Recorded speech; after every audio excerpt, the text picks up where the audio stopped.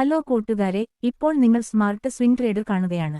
ഈ ചാനലിലെ വീഡിയോകൾ തുടർന്നും കാണാൻ ആഗ്രഹിക്കുന്നുവെങ്കിൽ ദയവായി സബ്സ്ക്രൈബ് ചെയ്ത് അതിനടുത്തുള്ള ബെൽ ഐക്കൺ അമർത്തുക. അപ്പോൾ ഞങ്ങൾ പോസ്റ്റ് ചെയ്യുന്ന വീഡിയോകൾ ഉടനടി നിങ്ങളിലേക്ക് എത്തും. എൻഎൻഡിസി ഓഹരി വില ഇടിവിന് പ്രധാനമായ 10 കാരണങ്ങൾ. 1. Bonus issue. പ്രഭാവം. എൻഎംഡിസി അടുത്തിടെ അനുപാതം 2:1 അനുപാതത്തിൽ ബോണസ് ഓഹരികൾ പ്രഖ്യാപിച്ചു. ഇത് ഓഹരി വിലയെ ബാധിക്കും. 2. മാർക്കറ്റ് തിരുത്തൽ. ഇന്ത്യൻ ഓഹരി വിപണിയിൽ അടുത്തിടെ ചില തിരുത്തൽ സംഭവങ്ങൾ ഉണ്ടായിട്ടുണ്ട്. ഇത് എൻഎംഡിസി പോലുള്ള ഓഹരികളെ ബാധിച്ചിരിക്കാം. 3. അഴിമതിയും ആന്തരിക അനന്തരഫലങ്ങളും. കമ്പനിക്കുള്ളിൽ നിന്ന് മിതമായ നെഗറ്റീവ് വാർത്തകൾ പുറത്തുവന്നാൽ അത് ഓഹരി വില കുറച്ചേക്കാം. 4. രാഷ്ട്രീയവും സാമ്പത്തികവുമായ ഘടകങ്ങൾ. ആഭ്യന്തര, ആഗോള സാമ്പത്തിക മാറ്റങ്ങൾ, മാന്ദ്യഭീതികൾ, യുഎസ് ധനനയ മാറ്റങ്ങൾ എൻഎൻഡിസിയുടെ വിഹിതത്തെ ബാധിച്ചേക്കാം. 5. ലോഹ, ചരക്ക് വിലയിടിവ്. ഇരുമ്പയിര്, ലോഹങ്ങൾ എന്നിവയുടെ അന്താരാഷ്ട്ര വിലയിലുണ്ടായ ഇടിവ് എൻഎൻഡിസിയുടെ വരുമാനത്തെ ബാധിച്ചേക്കാം. 6. കയറ്റുമതി തീരുവയും നികുതികളും. ഇരുമ്പയിര് കയറ്റുമതിയിൽ ഏർപ്പെടുത്തുന്ന നികുതികളോ കയറ്റുമതി നിയന്ത്രണങ്ങളോ വരുമാനത്തെ ബാധിച്ചേക്കാം. 7. നിക്ഷേപക വികാരം. ഹ്രസ്വകാല നിക്ഷേപകർ, വ്യാപാരികൾ ഓഹരികൾ വിറ്റഴിക്കുകയും പുറത്തുകടക്കുകയും ചെയ്യുന്നത് സ്റ്റോക്ക് വിലയിൽ ഇടിവിന് കാരണമായേക്കാം. 8. ലാഭ ബുക്കിംഗ്. ബോണസ് ഓഹരി പ്രഖ്യാപനത്തിനുശേഷം നിക്ഷേപകർക്ക് ലാഭമുണ്ടാക്കാൻ ഓഹരികൾ വിൽക്കാം. 9. അപ്രതീക്ഷിത ഞെട്ടലുകൾ. സർക്കാർ നയത്തിലെ മാറ്റങ്ങൾ, കേസുകൾ, അല്ലെങ്കിൽ മാനേജ്മെന്റ് ബോർഡിലെ മാറ്റങ്ങൾ എന്നിവ സ്റ്റോക്ക് വിലയെ ബാധിച്ചേക്കാം. 10. മൊത്തത്തിലുള്ള മാർക്കറ്റ് ട്രെൻഡ്. സാധാരണയായി വിപണി സാഹചര്യങ്ങൾ ബെയറിഷ് ആകുമ്പോൾ എൻഎംഡിസി പോലുള്ള ഓഹരികളും അതേ പാത പിന്തുടരും. എൻഎൻഡിസിയുടെ ഓഹരികളുടെ ഇടിവിന് പിന്നിലെ പ്രധാന ഘടകങ്ങൾ ഇവയാണ്. മികച്ച ഫലങ്ങൾക്കായി വിപണി വിദഗ്ധരെയും വിവരങ്ങളെയും നിരന്തരം പരിശോധിക്കുന്നതാണ് നല്ലത്. എൻഎൻഡിസി ഓഹരി വില വർധനവിനുള്ള 10 പ്രധാന കാരണങ്ങളും വിശദീകരണങ്ങളും. 1. Bonus issue effect. എൻഎംഡിസി അടുത്തിടെ അനുപാതം 2:1 എന്ന അനുപാതത്തിൽ ബോണസ് ഓഹരികൾ പ്രഖ്യാപിച്ചു.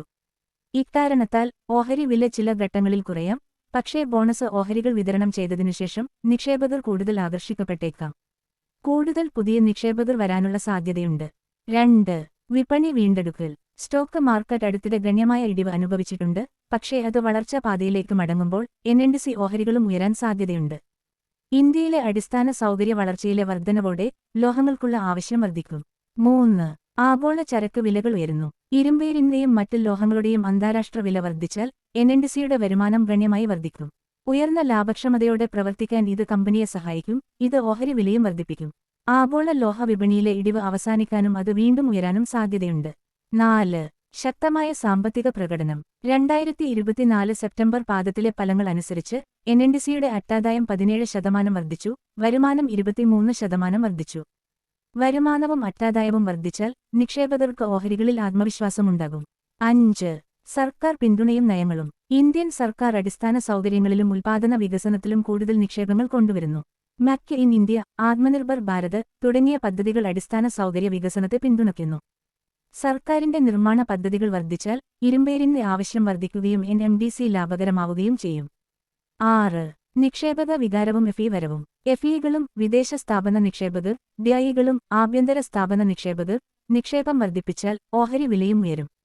വിദഗ്ധരും ഓഹരി വിപണി വിശകലന വിദഗ്ധരും എൻഎൻഡിസിയിൽ പോസിറ്റീവ് പ്രതീക്ഷകൾ പുലർത്തുന്നുണ്ടെങ്കിൽ വലിയ നിക്ഷേപകർ ആകർഷിക്കപ്പെടും. 7. ഉയർന്ന കയറ്റുമതിയും ആഗോള ഡിമാൻഡും.